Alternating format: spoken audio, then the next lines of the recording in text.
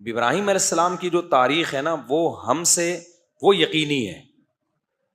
یعنی یقینی کا مطلب تقریباً یقینی. وہ تقریباً 4000 سال پرانی تاریخ ہے. 4 یا بلکہ 3600 آپ کہہ لیں, کیونکہ نبی صلی اللہ علیہ وسلم اور ابراہیم علیہ السلام کا زمانہ تقریباً 2000 سال کا ہے. کیونکہ اس کی ہسٹری کیا ہے, وہ تقریباً محفوظ ہے. کیونکہ ابراہیم علیہ السلام کے بعد نا دنیا میں علم بھی بہت پھیلا ہے. پھر ان کی اولادوں میں, اب ان کی اولادوں کا تذکرہ قرآن میں, تورات میں, انجیل میں. پھر کیونکہ یہودیوں نے بھی ان کی تاریخ محفوظ رکھی ہے نا, تو وہ سلسلہ نبی صلی اللہ علیہ وسلم سے ہم تو 1400 سال ہو گئے, 1445 سال ہو گئے, اور اس سے پہلے 2000 سال. سمجھتے ہو؟ تو ابراہیم علیہ الصلوۃ والسلام کے بھانجے ہیں حضرت لوط علیہ الصلوۃ والسلام, جو گئے تھے قوم لوط, جن لڑکوں سے بدفعلی کرتی تھی وہ قوم. لوط علیہ السلام نے جا کے ان کو سمجھایا اور وہ قوم نہیں مانی, تو اللہ نے پوری قوم کو پٹخ کے ہلاک کر دیا. تو لوط علیہ الصلوۃ والسلام تھے. پھر ابراہیم علیہ السلام کو اللہ نے بہت بڑی آزمائشوں میں ڈالا. تو ابراہیم علیہ السلام جب تمام آزمائشوں میں پورے اترے, تو اللہ نے ابراہیم علیہ السلام کو جو خوشخبریاں دی, ان میں ایک یہ کہ اب جتنے بھی پیغمبر آئیں گے وہ آپ کی اولاد میں ہوں گے, نبوت کو جاری کرے گا. اس لیے ابراہیم علیہ السلام کے 2 بیٹے, ایک اسماعیل علیہ السلام اور ایک اسحاق علیہ السلام. اسماعیل علیہ السلام حضرت ہاجرہ کی اولاد میں تھے, اور اسحاق علیہ السلام آپ کی پہلی زوجہ حضرت سارہ, ان کی اولاد میں تھے. اچھا, یہ جو دوسری شادی حضرت سارہ نے ہی کروائی تھی حضرت ابراہیم علیہ السلام کی, لیکن پھر بڑی ٹینشن میں آئی تھی. وہ جب کروا تو دی لیکن کافی ٹینشن میں آئی تھی. تو اس سے پتہ چلتا ہے کہ یہ نیچرل ہے عورت کا سوکن کی وجہ سے ٹینشن لینا. تو ابراہیم علیہ السلام نے حضرت ہاجرہ کو رکھا کہاں, پھر مکہ لے گئے تھے. اس سے پتہ چلتا ہے بھائی 2 بیویوں کو ایک ساتھ مت رکھو.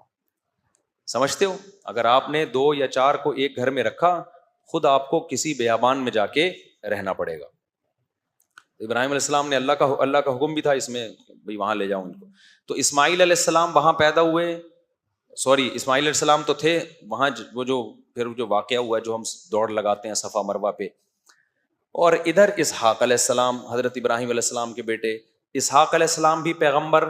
اللہ نے آپ کو خوشخبری دی کہ اسحاق کے بیٹے یعقوب ہوں گے, آپ کے پوتے, وہ بھی کیا ہوں گے, پیغمبر ہوں گے. تو اسحاق علیہ السلام کے بیٹے یعقوب بھی پیغمبر. یہ سارے ارض شام میں گزرے ہیں پیغمبر, جن کا قبلہ بیت المقدس تھا. سمجھتے ہو نا, جس پہ آج یہودی تسلط کی کوشش کر رہے ہیں. پھر اسحاق جو یعقوب علیہ السلام جو ابراہیم علیہ السلام کے پوتے تھے نا, ان کے پھر آگے بیٹے ہوئے یوسف علیہ السلام. انہوں نے بھی 2 شادیاں کی تھی یعقوب علیہ السلام نے, کی تو زیادہ تھیں, لیکن جب سورہ یوسف میں 2 کا تذکرہ ملتا ہے, باقی کی انہوں نے اور بھی زیادہ ہیں, تاریخی کتابوں میں ملتا ہے. خواتین سے معذرت, اب کر رہے ہیں تو میں کیا کروں بھائی, یہ تو پیغمبروں کی سنت ہے نا. اور پتہ ہے یعقوب علیہ السلام نے تیسری شادی اس وقت کی ہے جب یوسف علیہ السلام گم ہو چکے تھے. اس لیے امام احمد بن حنبل کی طرف یہ قول منسوب ہے کہ اتنے غم میں بھی یعقوب علیہ السلام نے نکاح نہیں چھوڑا, اتنے غم میں بھی. تو یہ جو کام ہے نا شادی کرنا, اصل تو یہ کہ کرنا ہی ہے, یہ چاہے ٹینشن میں ہو, خوشیوں میں ہو, پیسہ ہے, غربت ہے, نہ کرنا کسی مجبوری سے ہوگا. تبھی قرآن نے کہا کہ اگر تم 2 3 کرو, اگر خوف ہو کے عدل نہیں کر سکتے پھر 1 کرو. تو اصل اسلام میں کیا ہے, خوش بہت ہوتے ہیں, ہمت ہے نہیں آپ لوگوں میں. ابھی سب دیکھو کیسے چہرے پہ خوشی آئی ہوئی ہے, کرنا کرانا کچھ بھی نہیں ہے. خیر, تو اب کیا ہوا, ادھر یعقوب علیہ السلام کے بیٹے یوسف علیہ السلام. اب یوسف علیہ الصلوۃ والسلام چونکہ گم گئے تھے تو مصر میں چلے گئے فروخت ہو کے. تو مصر میں پھر یوسف علیہ السلام کی حکومت قائم ہوئی. اور پھر یعقوب علیہ السلام بھی کہاں چلے گئے, جب آپ کے بیٹے مصر کے بادشاہ بنے ہیں, کہ یعقوب علیہ السلام بھی کہاں چلے گئے, مصر. جب وہاں گئے ہیں تو بنی اسرائیل شام سے نکل کے, فلسطین سے نکل کے کہاں چلے گئے, مصر جا کے آباد ہو گئے. اب یہ جو مصر تھا نا, یہ بنی اسرائیل کا اپنا وطن نہیں تھا, یہاں یہ لوگ تھے اجنبی. لیکن حکومت ان کے پاس آ گئی کیونکہ انہوں نے, یوسف علیہ السلام نے قحط کے دنوں میں مصر کی جو غیر مسلم اسٹیٹ تھی اس کو تباہ و برباد ہونے سے بچایا. پہلے وزیر خزانہ لگے اس میں یوسف علیہ السلام, اور جب مصر کی حکومت پہ انہوں نے اتنی مدد کی تو پھر بادشاہ بھی وہی بن گئے. تو یوسف علیہ السلام کے دور تک تو معاملہ سیٹ چلتا رہا, لیکن جب آگے یوسف علیہ السلام کی اولادیں ہوئیں, یعقوب علیہ السلام کی اولادیں, یعقوب علیہ السلام کا لقب تھا اسرائیل, اسی وجہ سے یعقوب علیہ السلام کی آگے اولادوں کو کیا کہا جاتا ہے؟ بنی اسرائیل. تو بنی اسرائیل تھے منورٹی میں. آہستہ آہستہ, آپ کو پتا ہے قوم پرستی دنیا میں ہر جگہ ہوتی ہے, تو جو مصر کے لوگ تھے وہ یہ نہیں دیکھتے تھے کہ ہمیں تباہی سے بچانے والے یہ لوگ ہیں, بلکہ وہ دیکھتے تھے یہ اقلیت میں ہیں, مسلم ہیں. اور آپ کو پتا ہے اسلام میں ایک بے پناہ اٹریکشن ہے, جس میں اٹریکشن ہوتی ہے جیلیسی اسی سے ہوتی ہے کہ نہیں ہوتی؟ کیا ہو گیا بھائی؟ اٹریکشن جہاں ہوگی حسد بھی. تبھی دنیا میں جتنے لوگ ہیں نا وہ مسلمانوں سے اور اسلام سے جتنا جلتے ہیں کسی اور مذہب سے اتنا نہیں. ہندوستان میں دیکھ لو جتنا ظلم مسلمانوں پہ ہو رہا ہے کسی اور مذہب میں اقلیت والوں پہ نہیں ہو رہا. کیوں؟ ان کو پتا ہے ان کے پاس ایک سسٹم ہے, نماز ہے, روزہ ہے, زکوٰۃ ہے, حج ہے, فیملی سسٹم کا ایک طریقہ ہے, وراثت کے پورا ایک سسٹم ہے.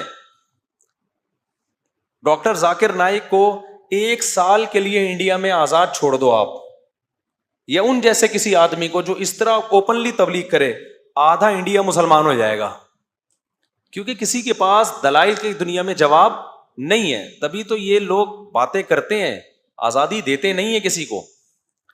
تو وہی کام جو آج انڈیا میں مسلمانوں کے ساتھ ہو رہا ہے نا, وہی کام مصر میں بنی اسرائیل کے ساتھ شروع ہو گیا. حکمران آتے رہے, انہوں نے کہا بھائی یہ کب سے حکومت کے حقدار ہو گئے, مصر تو ہمارا ہے, یہ تو موصلے ہیں, موصلے. لہذا آہستہ وہ تھے منورٹی میں, ان کو حکومت سے بھی نکالا, حکومت سے نکالنے کے بعد ان پہ ظلم کیا, بادشاہ مسلط ہوتے رہے. ہر مصر کے ہر بادشاہ کو فرعون کہا جاتا تھا, لقب تھا یہ. تو فرعون, مختلف قسم کے فرعون آتے رہے اور اقلیت میں ہونے کی وجہ سے ان پہ ظلم کرتے رہے, لیکن ان کو ایک کھٹکا لگا رہتا تھا کہ یار یہ ہیں حق پرست. جو حق پر ہوتا ہے نا اس میں ایک خاص طاقت ہوتی ہے جو اسے موٹیویٹ کرتی ہے. تو ظلم کرتے کرتے ان کو غلام بنا لیا. کافی طویل عرصہ بنی اسرائیل نے غلامی کی زندگی گزاری. اللہ تعالیٰ کو ترس آیا بنی اسرائیل پر, اور اللہ نے حضرت موسیٰ علیہ السلام کو بنی اسرائیل کی قیادت کے لیے پیدا کیا, اور کمال کر دیا کہ فرعون ہی کے گھر میں فرعون کے دشمن کو اللہ نے بڑا کر کے دنیا کو دکھا دیا کہ دنیا میں ہر ایک سے لڑا جا سکتا ہے, اللہ کی تدبیروں سے نہیں لڑا جا سکتا. وہیں پال کے دکھایا اللہ نے کہ جس سے تو ڈرتا ہے نا وہ تیرے ہی محل میں پلے گا. اور اس میں بڑی حکمت تھی کہ موسیٰ کو اس لیے بھی پالا جا رہا تھا کہ جس کو لیڈر بنایا جاتا ہے نا, اور جس کے مقابلے میں اس کے لیے ضروری ہے کہ وہ اس قوم کے کلچر کو جانتا ہو. موسیٰ کو دعوت دلوانی تھی فرعون سے, تو فرعون کے کلچر سے اگر واقف نہ ہوتے تو فرعون کو دعوت نہیں دے سکتے تھے. تبھی میں یہ کہتا ہوں کہ جس علاقے کی مسجد ہے نا وہاں کا امام بھی اسی اسٹینڈرڈ کا ہونا چاہیے جس اسٹینڈرڈ کے لوگ وہاں پر رہتے ہیں. اگر آپ کسی گاؤں دیہات بھینسوں باڑوں والے جگہ سے کسی امام کو لا کے ڈیفینس کلفٹن گلشن اقبال کا امام بنا دیں گے, وہ وہاں پہ صحیح طرح سے لوگوں کو گائیڈ بولو نہیں کر سکے گا, اس سے بڑے نقصان ہوتے ہیں. تو اس کو کچھ نہ کچھ ان کی مینٹل لیول میچ کرنا چاہیے, وہ ان کے لب و لہجے سے واقف ہو. تو موسیٰ سے دعوت دلوانی تھی کس کو؟ فرعون کو. تو اس لیے پلایا کس محل میں؟ فرعون ہی کے محل میں. وہ جا کے آنکھوں میں آنکھیں ڈال کے بات کر سکتے ہیں ان سے. تو اللہ تعالیٰ کیا فرماتے ہیں, ہاں اب کیا ہوا, موسیٰ علیہ الصلوۃ والسلام کے ذریعے پھر فرعون کی حکومت کا خاتمہ ہوا. سورہ طٰہٰ میں آج اس پر پورا بیان تھا, وہ ہم کسی اور وقت انشاءاللہ کریں گے. آج سورہ مریم کو ہم تھوڑا سا جلدی سے کرتے ہیں. تو فرعون کی حکومت کا موسیٰ علیہ السلام کے ذریعے خاتمہ ہو گیا, اور پھر پورا وہ حکومت دوبارہ کس کی آ گئی؟ بنی اسرائیل. پھر اللہ نے بنی اسرائیل کو حکم دیا کہ کچھ کام اللہ نے خود کر دیے جو تمہارے بس میں نہیں تھے. اچھا, موسیٰ علیہ السلام کو اللہ نے یہ نہیں کہا کہ فرعون کے خلاف بغاوت کرو, وجہ اس کی یہ تھی کہ اسلام بھی گراؤنڈ ریئلٹی کو دیکھتا ہے.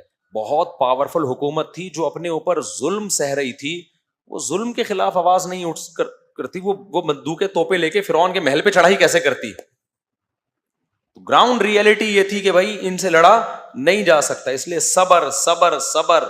استعینوا باللہ واصبروا, اے میری قوم اللہ سے مدد کرو, مدد طلب کرو اور صبر کرو. آج ہمارے یہاں کیا ہوتا ہے, تھوڑی سی طاقت آئی اور ایک دم خلافت کی باتیں شروع, الٹ دو سارا نظام, پلٹ دو. اس کا نتیجہ الٹنا پلٹنا کچھ بھی نہیں ہوتا, اور لاشوں کے انبار لگ جاتے ہیں اور فساد پھیل جاتا ہے سوسائٹی میں.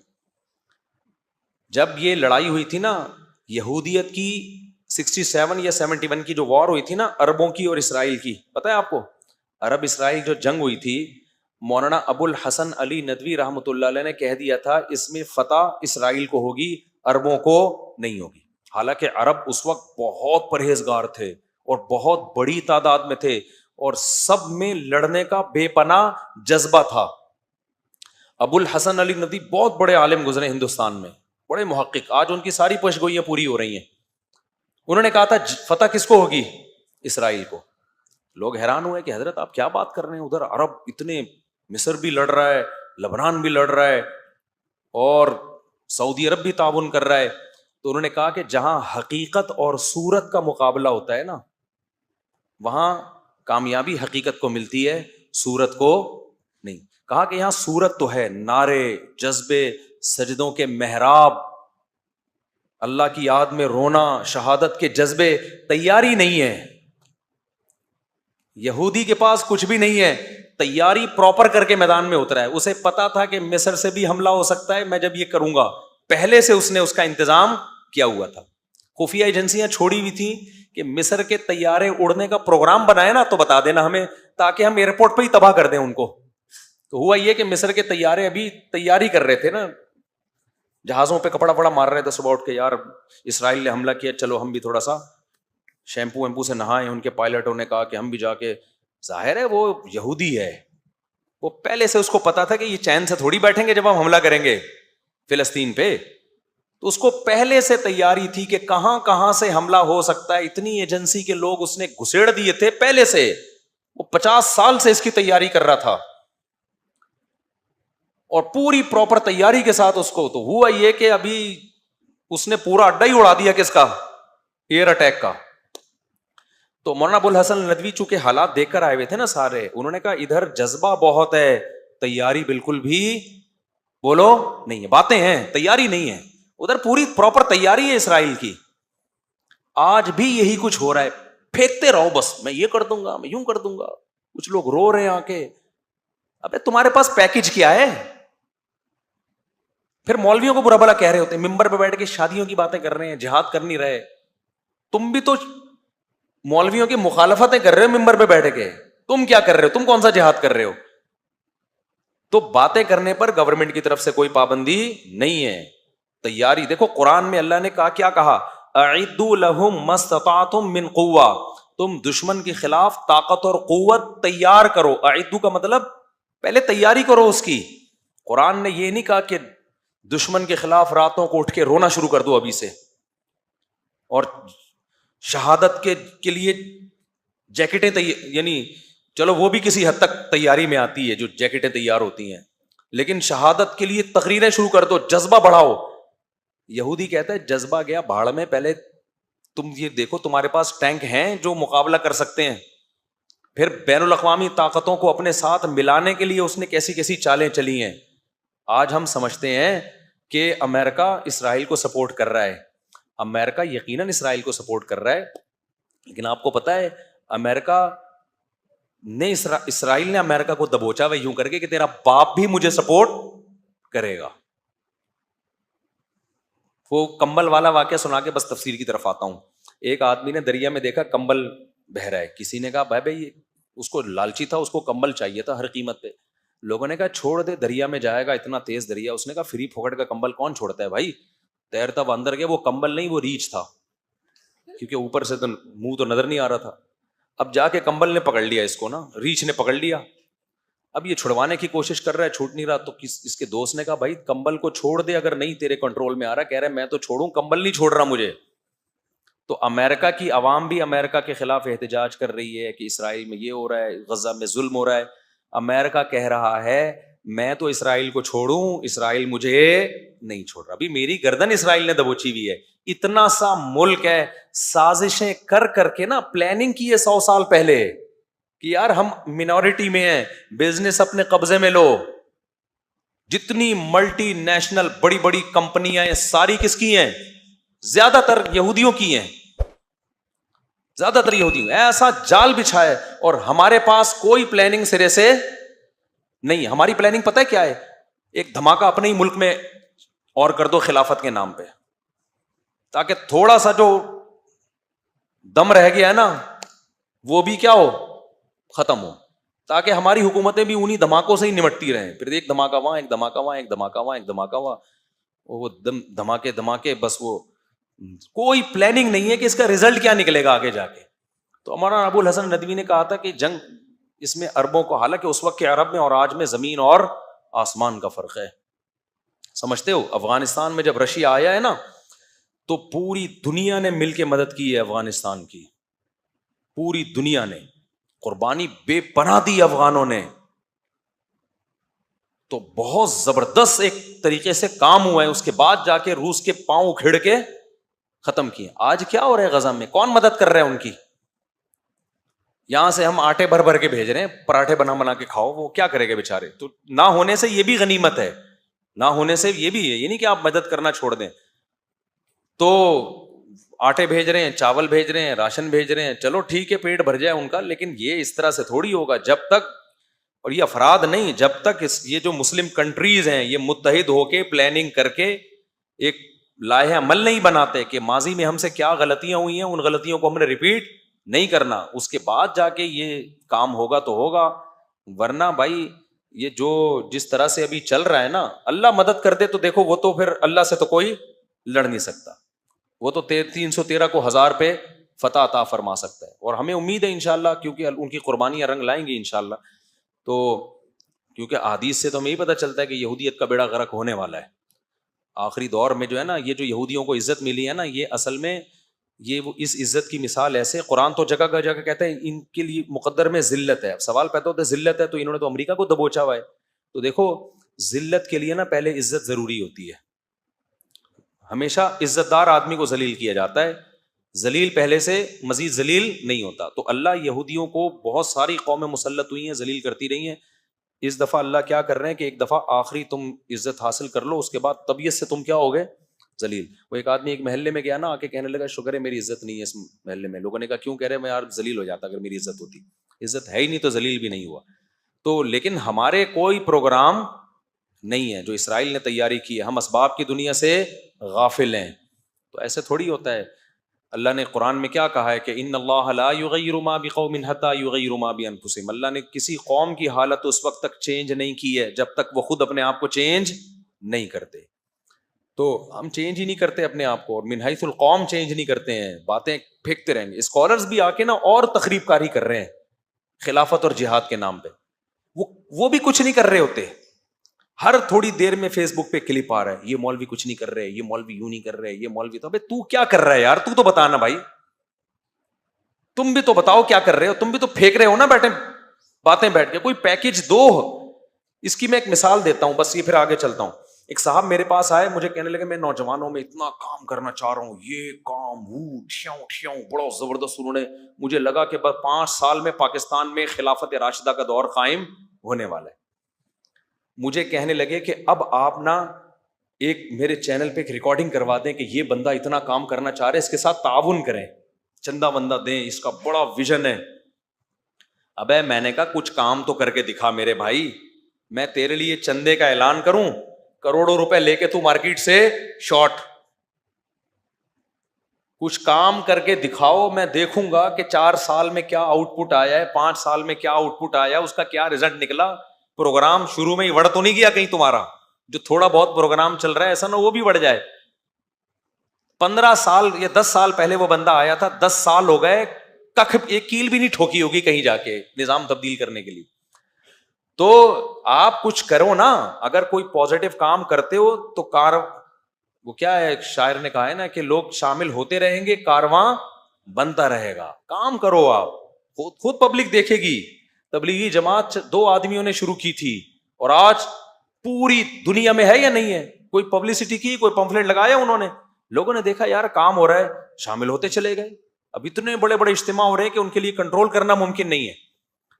تو اس لیے یہ جو سوشل میڈیا کی دنیا سے اپنے آپ کو نکالو. خیر، تو بھائی کیا ہوا، موسیٰ علیہ السلام کے ذریعے اللہ نے فرعون کی حکومت کا خود ہی خاتمہ کر دیا. خاتمہ اللہ نہیں کیا کیونکہ کمزور تھے موسیٰ علیہ السلام، لڑ نہیں سکتے تھے.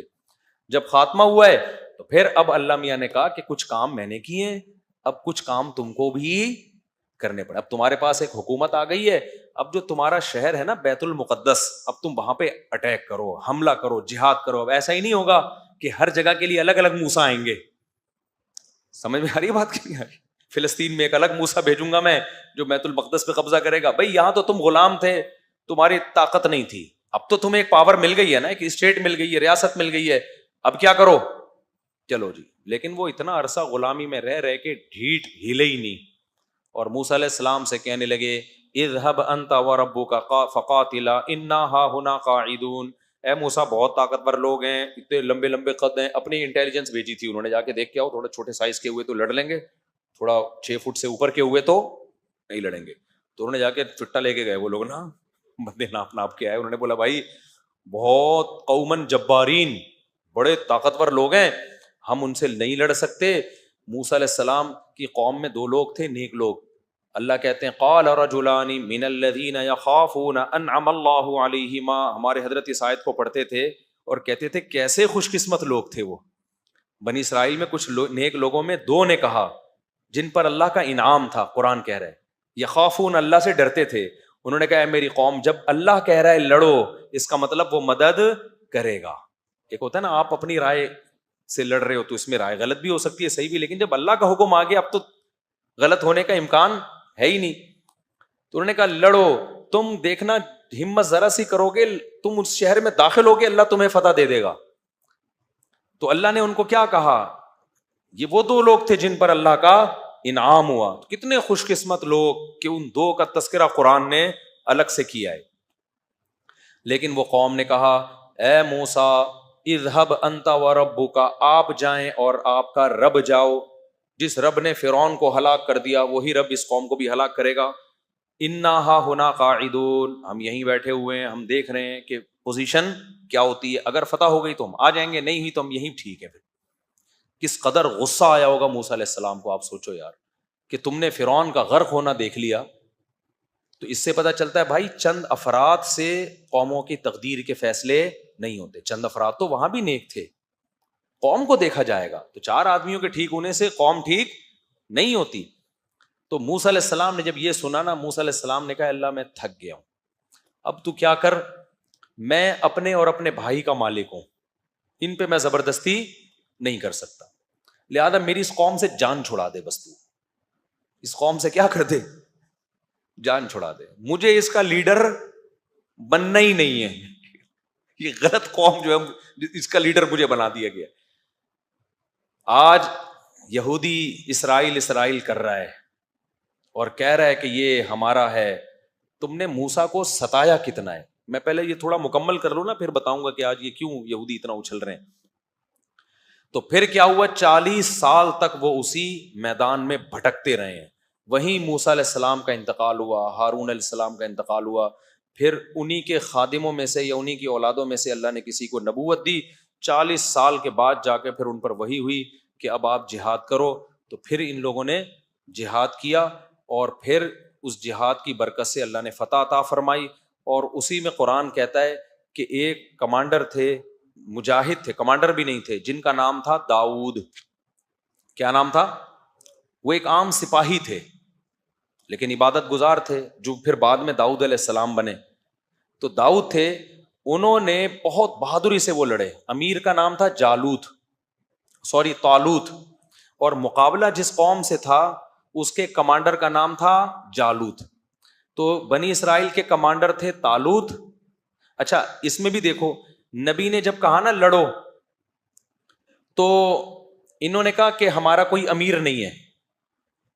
تو نبی نے اللہ کے حکم سے طالوت نامی بنی اسرائیل کے کسی بزرگ کو، کمانڈر کو امیر بنا دیا. کس کو امیر بنا دیا؟ یہ سبق یاد کر لینا تھوڑا سا. طالوت. اچھا طالوت میں ایک عیب سمجھا جاتا تھا, غریب تھے.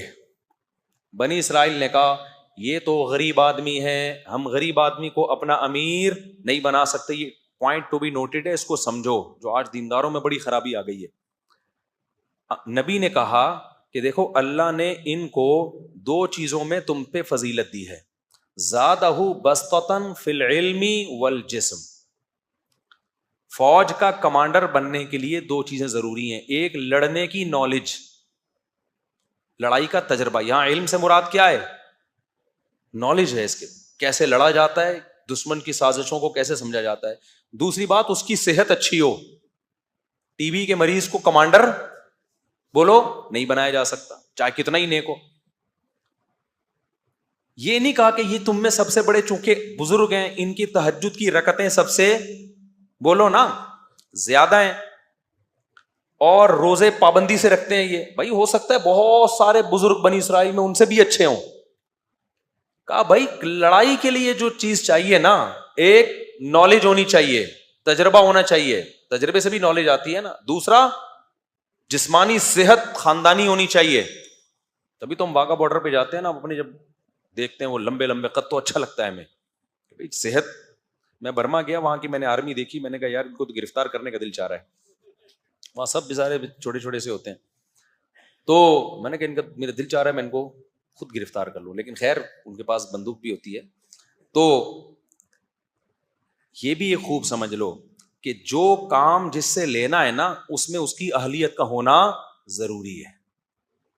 آج یہ بھی ایک بڑا مسئلہ ہے, نیک اور بزرگی کو دیکھا جاتا ہے, یہ بھی دیکھا جائے گا. دوسرے نمبر پہ فقہائے کرام نے عقیدے کی کتابوں میں یہ مسئلہ لکھا ہے کہ مسلمانوں کا کمانڈر بنانے کے لیے, بادشاہ بنانے کے لیے, خلیفہ بنانے کے لیے, اگر آپ کے پاس دو بندے ہوں, ایک کے پاس تجربہ ہے اور نالج ہے, اسے ملک چلانا آتا ہے, دوسرے کے پاس تقویٰ ہے, للہیت ہے, ملک چلانے کا تجربہ نہیں ہے, تو جو تجربے کار ہے نا اس کو فوقیت دی جائے گی.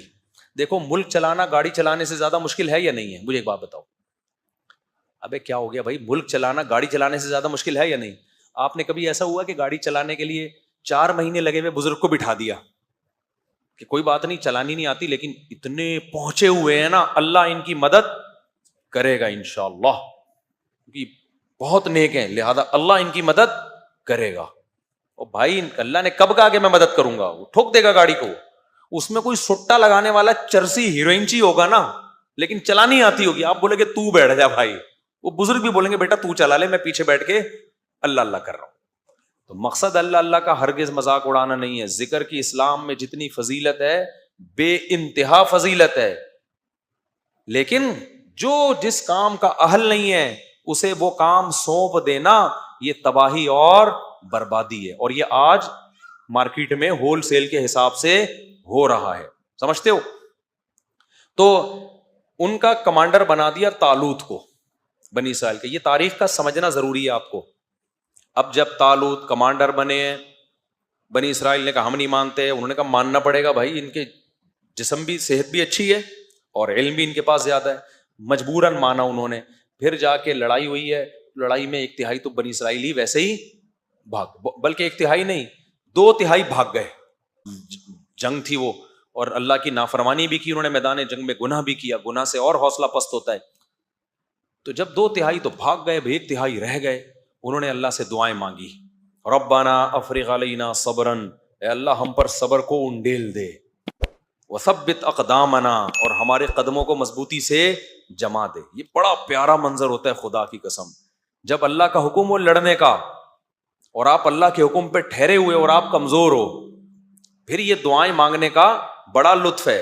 اے اللہ ہمارے قدموں کو جما دے, ہم پیچھے نہ ہٹیں.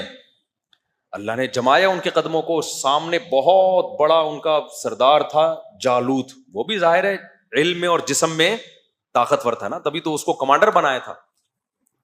اور جب کافر لوگ کمانڈر بناتے تھے نا تو پھر وہ شکل بھی دیکھتے تھے کہ جتنی ڈرونی شکل کا آدمی ہے نا اس کو بنایا جائے.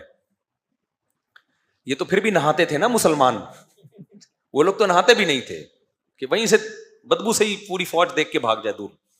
نہانا وہانا تو اب سیکھا ہے گوروں نے, 100-150 سال پرانا قصہ. اس سے پہلے کا خلافت عثمانیہ کے دور میں جب کوئی فرانس کا یا کوئی یو کے لندن وغیرہ کا شہزادہ آتا تھا نا، یا کوئی ملکہ بادشاہ سے ملکہ سے ملنے، تو تاریخی کتابوں میں لکھا ہوا ہے کہ اس کو پہلے واش روم میں سروس ہوتی تھی اس کی، اس کے بعد بادشاہ سے ملوایا جاتا تھا، ان میں رواج نہیں تھا.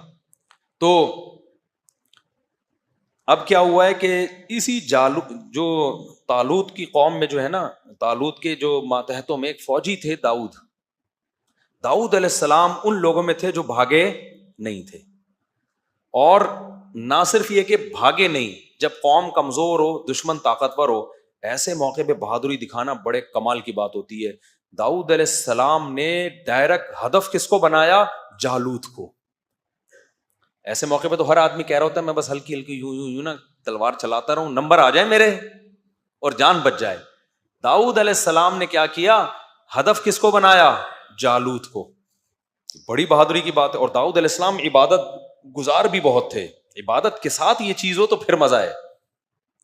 آج جو عبادت زیادہ کرتا ہے اس سے چلا بھی نہیں جا رہا ہوتا، ہلا ہی نہیں جا رہا ہوتا. نیک اتنا ہوتا ہے، بیٹھتا ہے تو پولیس آتی ہے اس کو اٹھانے کے لیے، کولیسٹرول کا پورا ڈبہ بن چکا ہوتا ہے وہ. آپ ماضی اٹھا کے دیکھیں، صحابہ، تابعین. قرآن کیا کہتا ہے؟ وَكَأَيٍّ مِّن نَبِيٍّ قَاتَلَ مَعَهُ رِبِّيُّونَ كَثِيرٌ. کتنے پیغمبر ہیں جن کے ساتھ اللہ والے مل کے لڑے ہیں. تو اللہ والے کیا کرتے تھے؟ پہلے ان پیغمبروں کے ساتھ مل کے لڑتے تھے. تو لڑائی کے لیے جسم کا ایکٹیو ہونا ضروری ہے یا نہیں ہے؟ اگر وہ ہر وقت تیجے 40ویں کی دیگیں پھوڑتے رہتے، حلوے، مانڈے، ربیع الاول کے مانڈے، پھر رجب کے کنڈے، اور پھر تیجے کے کنڈے، پھر فلانے کی دیگ کا ڈھکن، پھر وہ فلانے کی میلاد شریف، اگر یہ سب کچھ کر رہے ہوتے تو قرآن کیا کہتا؟ وَكَأَيٍّ مِّن نَبِيٍّ أَكَلَ مَعَهُ رِبِّيُّونَ كَثِيرٌ. معاذ اللہ. بہت سارے پیغمبر ایسے گزرے ہیں جن کے ساتھ ایسے اللہ والے لوگ تھے جو دیگوں کے ڈھکن کھولتے رہتے تھے اور دیگیں پھوڑتے رہتے تھے. قرآن تو کہہ رہے ہیں ان کے ساتھ ایسے اللہ والے لوگ تھے جنہوں نے تھوڑے تھوڑے ہو کے بھی بڑی بڑی طاقتوں کو شکست دی ہے. تو یہ جسم کی ایکٹیونیس کے بغیر، پھرتیلے پن کے بغیر، طاقت اور قوت کے بغیر ممکن نہیں ہے. تو یہ اسلام کا حصہ ہے اپنے جسم پہ محنت کرنا. پھوڑنے پھاڑنے کو نا مذہب سے نکال دو خدا کے لیے. رجب کے کنڈے، پھر ربیع الاول کے مانڈے، اور پھر 11ویں کے حلوے، اس پہ اسلام کا لیبل مت لگاؤ. اسلام کھانے کا حکم نہیں دیتا، اسلام روزوں کا حکم دیتا ہے. سمجھتے ہو؟ روزہ رکھنے والا ایکٹیو ہوتا ہے، پاور ہوتی ہے اس کی جسم میں. کھانے پینے والا ایکٹیو نہیں ہوتا، وہ گھی کا ڈبہ ہوتا ہے، کولیسٹرول کا ڈبہ ہوتا ہے. وہ آج جا رہے ہیں بہت سے، آپ کو لگے گا ڈھکن کھولنے کی دیر ہے، یہ خود دیکھ بن چکے ہیں. ایک تو نیچرلی کوئی موٹا ہو تو وہ تو اللہ کی طرف سے. میں نے بڑے بڑے علماء بزرگ دیکھے ہیں جو نہیں کھاتے لیکن قدرتی طور پہ جسم بھاری ہے. تو صحابہ میں بھی تھے، تابعین میں بھی تھے، اور بہت سارے اہل اللہ تھے ایسے. لیکن میں ان لوگوں کی بات کر رہا ہوں جو کھاتے ہیں، نہ دوڑتے ہیں نہ چلتے ہیں، کھا کھا کے عجیب حالت ہو گئی ہے. خیر، تو اب جب قتل کیا داؤد نے جالوت کو، تو ظاہر ہے ایک قوم وہ تھی جو 2/3 بھاگ گئے. اللہ کا ان پہ غضب ہوا کہ نہیں ہوا؟ تو اللہ کا جب غضب نافرمانوں پہ ہوتا ہے تو جو ایسے موقع پہ فرما برداری کرتے ہیں ان پہ رحمت بھی تو ہوتی ہے کہ نہیں ہوتی؟ تو رحمت اللہ کی اس پوری جنگ میں سب سے زیادہ داؤد علیہ السلام پہ ہوئی. یہ اس وقت پیغمبر نہیں، نبوت نہیں ملی تھی ان کو. اللہ کہتے ہیں انہوں نے جب بہادری سے لڑے اور جالوت کو قتل کر دیا. آتاہ اللہ الحکمہ، اللہ نے آپ کو نبوت بھی عطا کر دی. اور بالآخر بنی اسرائیل کے بادشاہ بھی کون بن گئے؟ داؤد. پوری خلافت کس کے ہاتھ میں آ گئی؟ بولو، داؤد علیہ السلام. آج بھی یہودی داؤد علیہ السلام کا تو وہ ڈیوڈ کہتے ہیں، نام ہی چینج کر دیا انہوں نے. تو بہت زبردست تذکرہ کرتے ہیں. تبھی تو وہ داؤد علیہ السلام کی یادیں کرنے کے لیے کہ ہمارا کیا ماضی تھا. پھر جب داؤد علیہ السلام کو حکومت ملی ہے تو داؤد علیہ السلام کی قیادت میں پھر جہاد شروع ہوا. داؤد علیہ السلام کے بارے میں حدیث میں بھی ہے، قرآن میں بھی ہے، بے انتہا عبادت گزار. ساری زندگی داؤد علیہ السلام نے روزہ رکھا. ایک دن روزہ، ایک دن ناغا، ایک دن روزہ، ایک دن ناغا. یہ پوری زندگی داؤد علیہ السلام کا معمول تھا. اور پوری زندگی تہجد. اور قرآن، وہ جو زبور کی تلاوت کرتے تھے، اللہ نے آپ کو آسمانی کتاب بھی نازل کی آپ کے اوپر. ایسی خوبصورت آواز داؤد علیہ السلام کو اللہ نے عطا فرمائی کہ جب آپ زبور کی تلاوت کیا کرتے تھے تو پرندے آ کے ٹھہر جایا کرتے تھے. اور آپ کو اللہ نے ایک معجزہ دیا کیونکہ ذکر بہت کثرت سے کرتے تھے. اگر مجاہدین سے یہ ذکر کا عنصر نکل جائے نا تو طاقت اور قوت تو رہ جائے گی، لیکن جذبہ ختم. اس لیے اللہ نے جو لوگ اللہ کی راہ میں لڑتے ہیں ان کو ذکر کثرت سے کرنے کا حکم دیا ہے. تو داؤد علیہ السلام جب ذکر کرتے تو قرآن کہتا ہے یا جبال اوبی معہ والطیر، اے پرندوں اور اے پہاڑوں تم بھی داؤد کے ساتھ اللہ کا ذکر کرو. تو پہاڑوں سے بھی لا الہ الا اللہ کی آوازیں آتی تھیں. تو ایسا کھلے عام معجزہ تھا داؤد علیہ السلام کا. تو داؤد علیہ السلام نے کیا کیا؟ دے مار 4.5 گھوڑے لے کے پوری دنیا میں دوڑائے، ملکوں کے ملک فتح کرتے چلے گئے. آج یہ یہودی کہتے ہیں نا اسلام تلوار سے پھیلا ہے. بھائی جان یہودیت بھی کس سے پھیلی ہے؟ بولو، تلوار سے ہی پھیلی ہے. داؤد علیہ السلام نے جو پوری دنیا فتح کی ہے وہ کیا آپ کیا سمجھتے ہو کہ وہ محبت سے فتح کی ہے کہ ایکچولی ہم آپ کے کنٹری پہ آنا چاہتے ہیں سلسلے میں ہے بھائی؟ پھر داؤد علیہ السلام کی جب حکومت قائم ہوئی ہے، پورے دنیا میں تو نہیں ہوئی لیکن بہت سارے علاقے میں اللہ نے آپ کے ہاتھ میں لوہے کو نرم کر دیا. زریں بنایا کرتے تھے، جنگی ٹوپیاں بنایا کرتے تھے اور جنگی لباس پوری لوہے کی زریں وہ بنایا کرتے تھے داؤد علیہ السلام اپنے ہاتھوں سے، اور پھر فوجیوں میں بانٹتے تھے. پھر وہ پہن کے لڑائیاں ہوتی تھی تاکہ اثر نہ کرے تلوار. اسباب اختیار کر رہے کہ نہیں کر رہے؟ پھر داؤد علیہ السلام نے بہت ساری استغفر اللہ یعنی معذرت کے ساتھ شادیاں بہت زیادہ کی ہیں. یہ تورات میں ہی لکھا ہوا ہے تو میں کیا کہہ سکتا ہوں. خواتین غصہ ہوتی ہیں کہ شادیوں کا مضمون پتہ نہیں کہاں سے لے آتے ہیں. تو اللہ نے ان کو بہت زیادہ اولاد بھی دی. انہوں نے یہ نہیں کہا کہ 2 بچے ہوں لیکن تمیز کے ہوں، جیسے میں ایک تمیز کا اور اتنا نیک پرہیزگار، تو ایکچولی میرے جب 2 ہوں گے نا تو پھر وہ بہت زبردست طریقے سے ان کو میں پالوں گا اور اپنا جانشین بناؤں گا. یہ فلسفہ فیملی پلاننگ والوں کا ہے، اور یہ فلسفہ انہوں نے یہ دیا ہے کہ یہ ایک غلط بات گڑھی ہے کہ زیادہ تمیز کے ہو نہیں سکتے. حالانکہ یہ فلسفہ کیا ہے؟ غلط ہے. بدتمیز ہونے کو 1 انڈا وہ بھی گندا نکل سکتا ہے، تمیزدار ہونے کو تو 15 بھی صحیح ہو سکتے ہیں. تو یہ فلسفہ ان لوگوں کا بنایا ہوا ہے جس کی وجہ سے بچے ہی مارکیٹ سے شارٹ ہو گئے، تمیز تو دوری کی بات. یعنی اس چکر میں کہ نیک بچے پیدا ہوں، بچے ہی کیا ہو گئے؟ شارٹ ہو گئے. تو داؤد علیہ السلام کو اللہ نے بہت اولاد دی، بہت سارے. پہلے 4 سے بھی زیادہ کی اجازت تھی، تو اسلام نے پابندی لگائی ہے 4 سے زیادہ نہیں کر سکتے. تو خواتین کو اسلام کا شکریہ ادا کرنا چاہیے، ورنہ پہلے تو اجازت تھی 4 سے بھی زیادہ کی. داؤد علیہ السلام کی 700 بیویوں کا تو تذکرہ ہمیں ملتا ہے آسمانی کتابوں میں.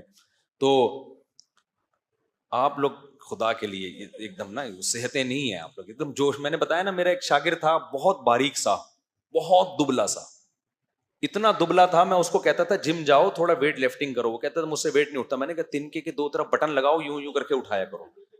تو جب بھی میں 2-3 شادیوں کی بات کرتا تھا نا وہ ایک دم جوش میں آ جاتا تھا، ایک دم خوش. میں کہتا بھائی ذرا آرام سے. میں نے کہا یار یہ تمہارے لیے آپشن نہیں.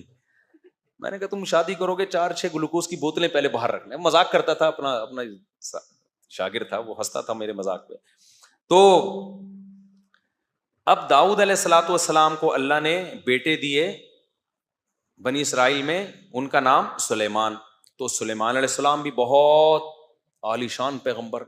ان کو بھی کنگ سلیمان کہتے ہیں نا آج بھی گورے. ان کو ایسی بادشاہت ملی کہ ابا سے جو خلافت ملی تھی نا تو اس کو اور انہوں نے آگے پھیلا دیا، اور اتنا جہاد ہوا ہے. تو یہودیت بھی کیسے پھیلی ہے بھائی دنیا میں؟ تلوار سے ہی پھیلی ہے. اب تعبیرات کا فرق ہوتا ہے. تلوار سے کی طاقت سے دنیا سے زنا اور برائی کا خاتمہ کیا ہے.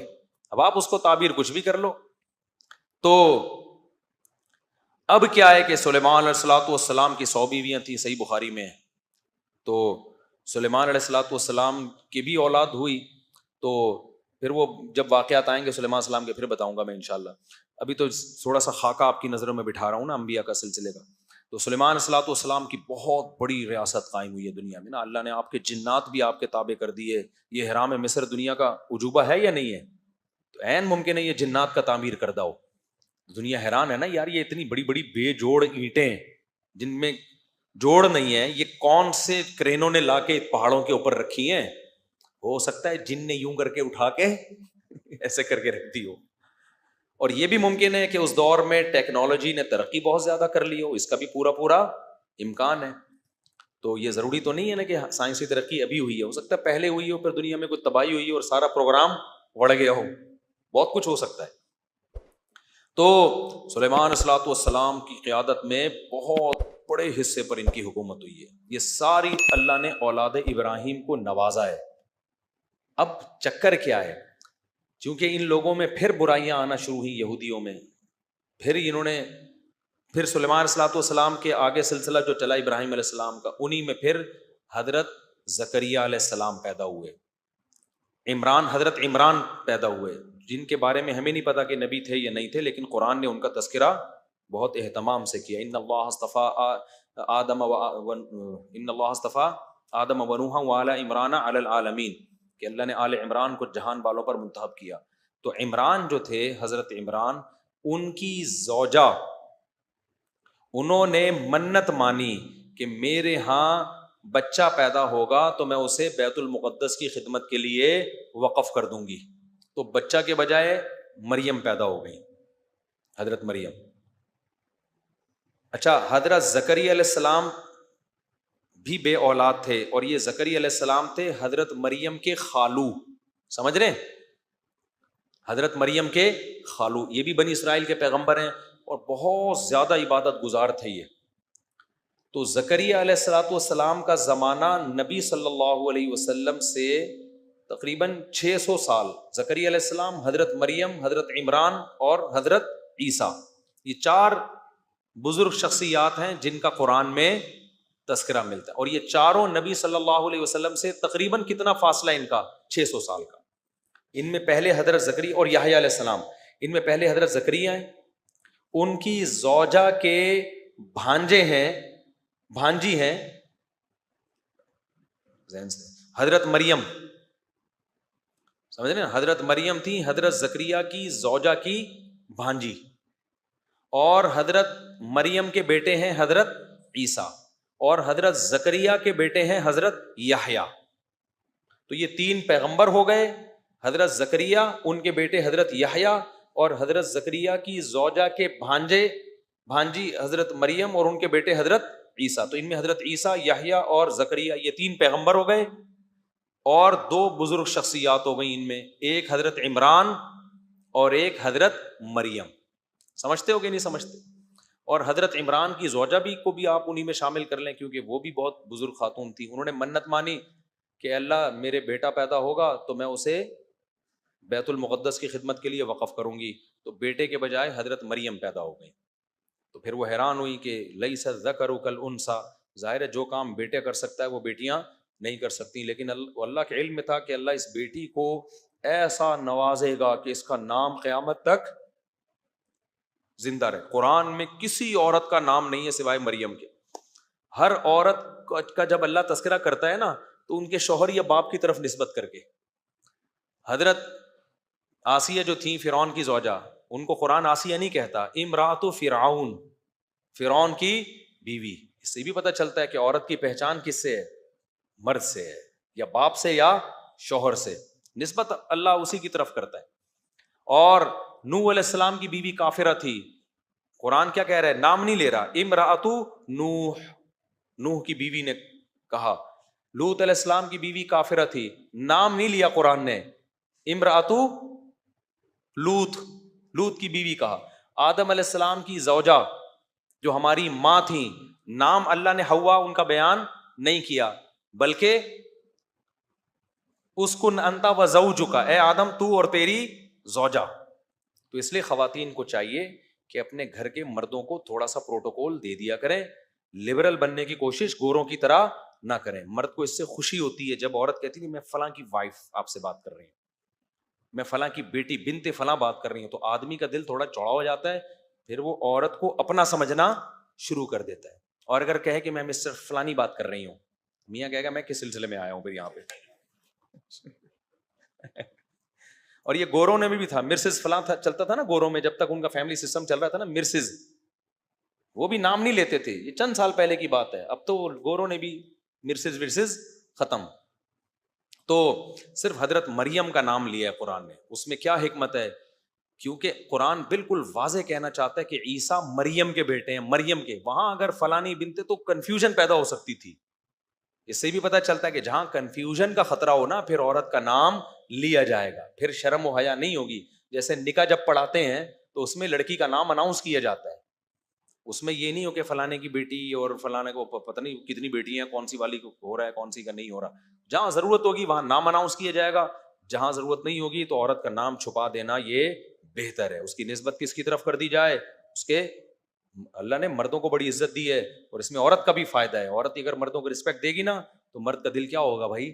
بڑا ہوگا, پھر اس کے لیے قربانی دے گا.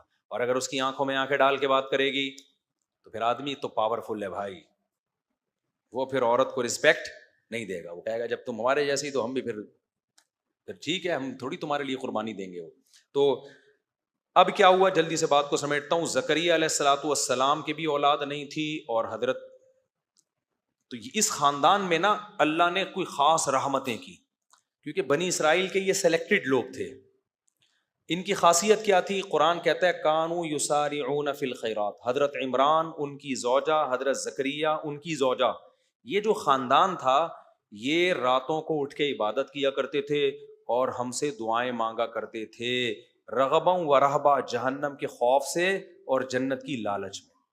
تو کسی خاندان کو اگر سلیکٹڈ بنانا ہے نا اللہ کی نظر میں, تو اس میں تہجد کا رواج بہت ضروری ہے.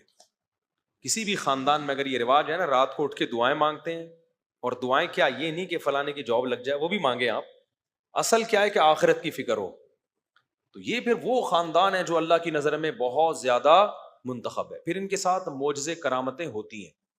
تبھی جب زکریا علیہ السلام کو اللہ نے خوشخبری سنائی کہ آپ کی اولاد ہوگی تو وہ حیران ہونے لگے.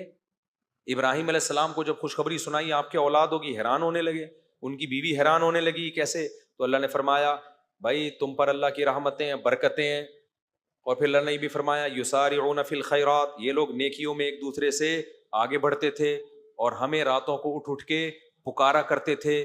تو جب تم یہ ایسا کام کر رہے ہو جو پبلک نہیں کرتی, تو میں بھی تمہارے ساتھ وہ کام کروں گا جو پبلک کے ساتھ نہیں کرتا. پبلک میں جب تک شادی نہیں ہوتی, اولاد نہیں ہوتی, مریم تجھے شوہر کے بغیر میں بیٹا دوں گا. پبلک میں 90 سال کے بوڑھوں کو اولادیں بولو نہیں ملتی. لیکن بھائی آپ پبلک سے ہٹ کے کچھ الگ کام کر رہے ہو تو آپ کو 90 سال میں بھی اللہ کیا دے گا؟ اولاد دے گا. تو یہ زکریا علیہ السلام اور عیسیٰ علیہ السلام تک ہم نے سلسلہ بیان کیا. وقت چونکہ بہت زیادہ ہو گیا, اب کل میں انشاءاللہ زکریا علیہ السلام اور حضرت مریم اور عیسیٰ علیہ السلام کے جو اللہ نے سورہ مریم میں واقعات سنائے ہیں وہ میں انشاءاللہ ڈیٹیل سے بتاؤں گا.